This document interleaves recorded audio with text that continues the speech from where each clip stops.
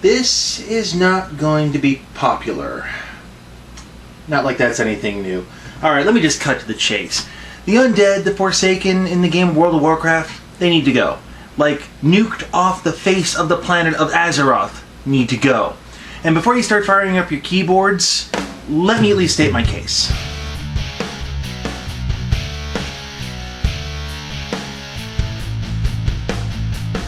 Let's start with the premise of the Forsaken. I'll be using Undead and Forsaken interchangeably because the game does that a lot as well.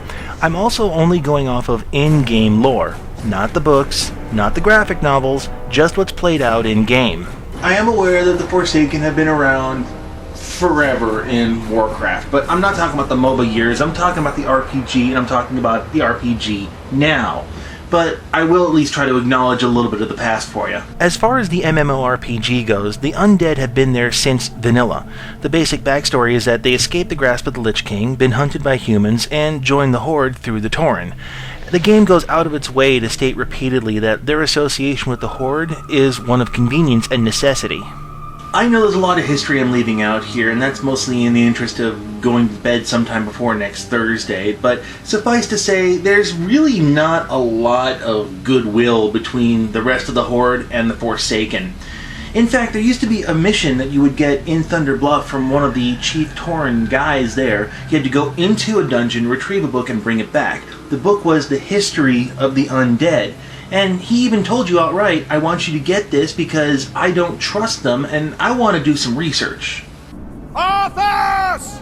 The blood of your father, of your people, demands justice! I want to pick up this story in Lich King, however. On the Horde side, there's a rather epic chain quest that has you working with the Royal Apothecary Society under Lady Sylvanas' orders to brew a biological weapon only called the Plague. The Alliance has a similar quest chain that leads you to the final place, which, well, here, just watch. Did you think we had forgotten? Did you think we had forgiven? Behold now the terrible vengeance of the Forsaken! Sylvanas. Death to the Scourge! And death to the living! If you've played before Cataclysm, you know this isn't the end of the story. But I want to save the battle for Undercity for its own show, because it's one example where Blizzard really messed up. But for anyone picking up the story now, this is where it ends. Okay, the battle for Undercity. Very briefly, it was the grand finale. It was a cool ending to a really cool plot and really cool build-up, in which, talking from the Horde side anyway, you would go actually see Thrall, have an audience with Thrall, and there's Sylvanas standing in the room, and she says, no, it wasn't me, I swear, it was Grand Apothecary Putris who broke away from me, and Thrall says, okay, you know what, let's go kick his ass, and you go to the Undercity, and you raid Undercity, and you go kick his ass. It was a really cool world event, made you feel like you were actually making progress in the world, you did something cool. But now, you get to that part of the story, you see the cinematic, you talk to the dragon, and then... story over. The result of this severed story ending is there's no real resolution in the modern timeline of the game. Granted, players can technically go back in time when they're going to Outlander Northrend, as you can still see Hellscream in charge of Warsong here. But in the modern narrative, Sylvanas should still be responsible for what happened at the Battle of Wrathgate, and it's never really resolved, at least from the player's perspective. Let's fast forward to Cataclysm. Though Lady Sylvanas and her Forsaken finally took vengeance upon their hated enemy, the Lich King, their dark crusade in Northrend proved costly.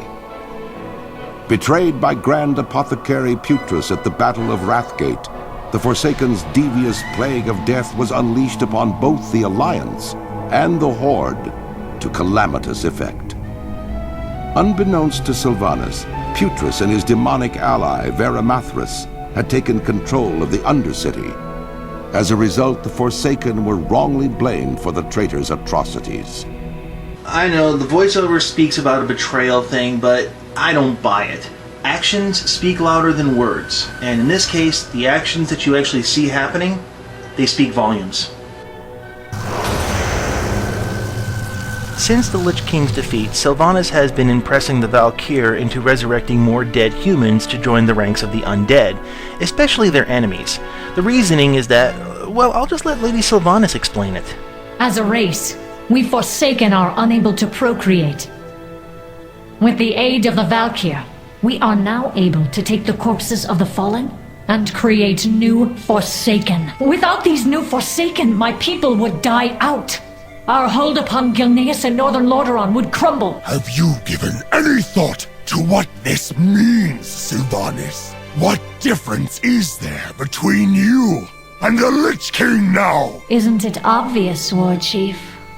I serve the Horde. Watch your clever mouth, bitch! I do have to admit I find it amusing to hear Sylvanas called a bitch by Hellscream. What I'm taking this segment to mean, however, is that she's raising an army. Literally.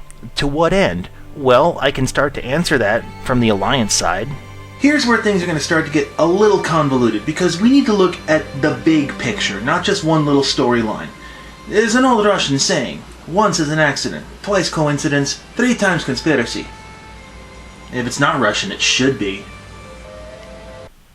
So we go over to the Worgen starting area. Sylvanas gets this wild hair going, and she decides to just up and invade Gilneas at the same time that Deathwing is doing global flybys.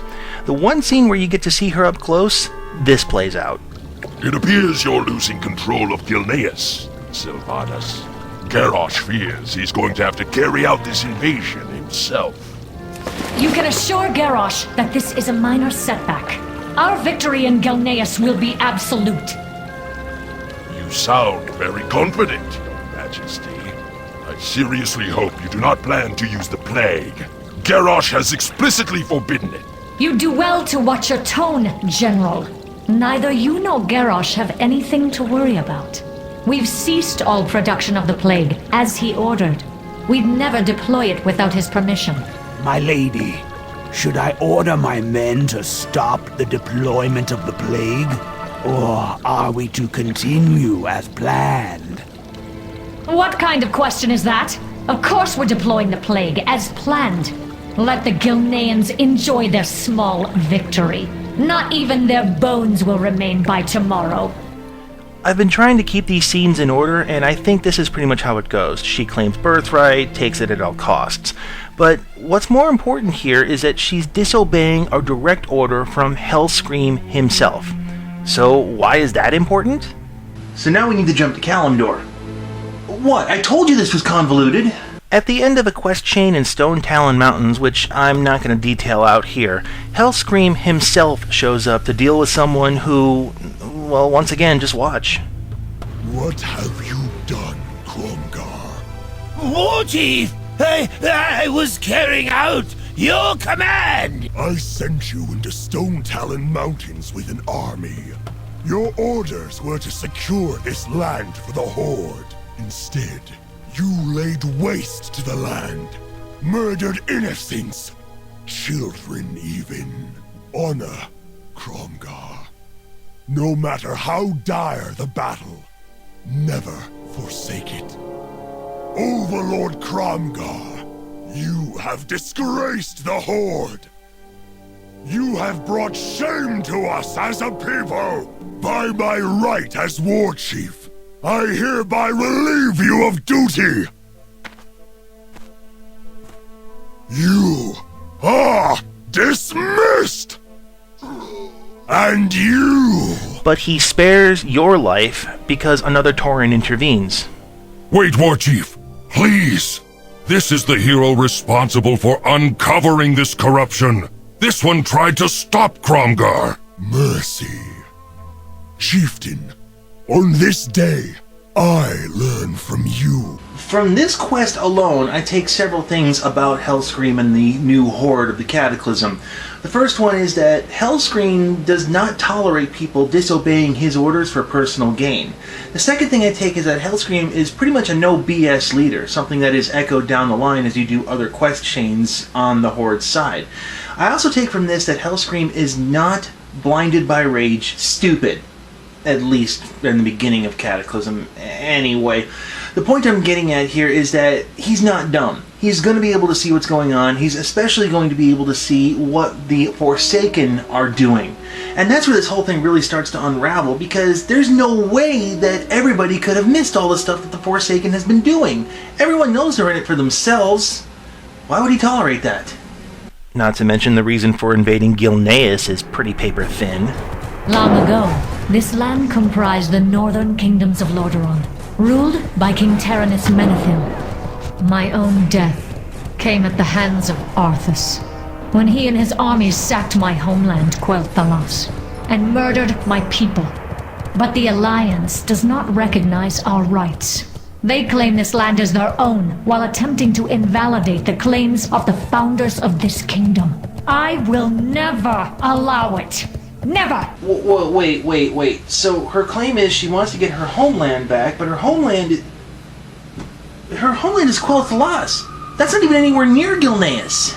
Quel'Thalas is here, and that's where the Blood Elves start. Gilneas is here, way far south of her supposed homeland. I can't be the only one to see this plot hole the size of the Titanic and about as waterproof, and I'm not going to go further into this quest chain where she... Spoilers! Alright, I'll save that for a different time, but it's kind of obvious that the Forsaken are not exactly masters of stealth when it comes to hiding what they're doing. I mean, even if you do a casual flyby over the remains of Gilneas, you can see that they're manufacturing Plague even more than PepsiCo manufactures Mountain Dew before the X Games.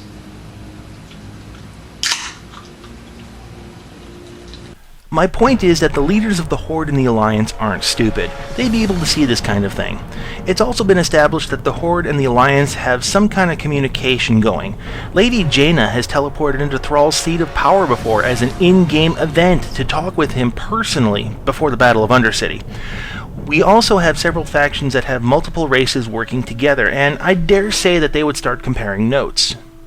I mean, it seems logical, at least to me, that both sides would see what the Forsaken are doing and call a ceasefire, at least long enough to discuss the problem and what they can do about it. I ask in all seriousness, what do the Forsaken bring to the table that is actually helping the Horde at this point that some other race cannot do?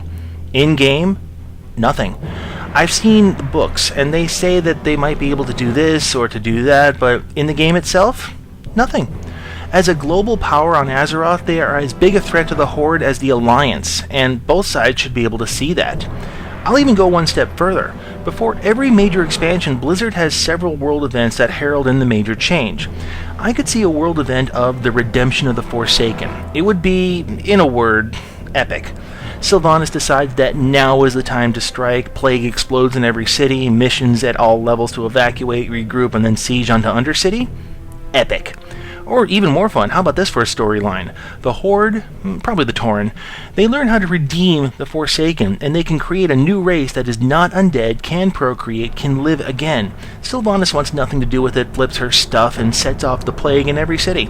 And while the Alliance tries to nuke them off the planet, the Tauren, and possibly the rest of the Horde as well, try to refine and release the salvation of the Forsaken.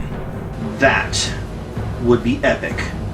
That would be something people will be talking about through the next 10 expansions, because they'd be saying, hey, I took place in this event that shaped the world that I play in, and I was there. It was awesome. But Blizzard's never going to do it. And why is Blizzard never going to get rid of the Forsaken? One simple reason. Because the undead are cool.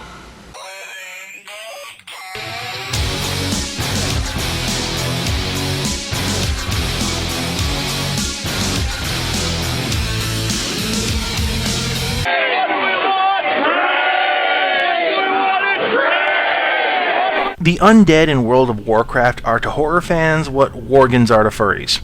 You get to play a free-willed zombie, you get to feed on the corpses of those you just killed, you have exposed bones. Well, unless you're in China, but then the point is that zombies are an internet pop culture phenomenon at this point. I hope that come December 22nd it'll all fade into obscurity, but I'm not holding my breath. Blizzard knows this, and they're going to keep the undead in their game to cash in on this phenomenon. Bottom line, this is basically the biggest meta going on in World of Warcraft right now. I mean, they're ignoring things like characters, plot lines, overarching story, and history for that matter, in order to keep a section of the player base happy. This is the ultimate in fan service when you think about it.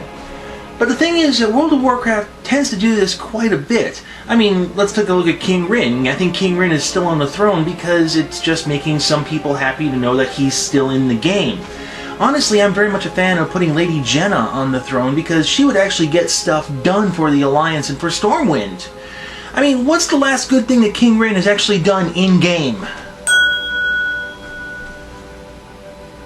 Fair enough.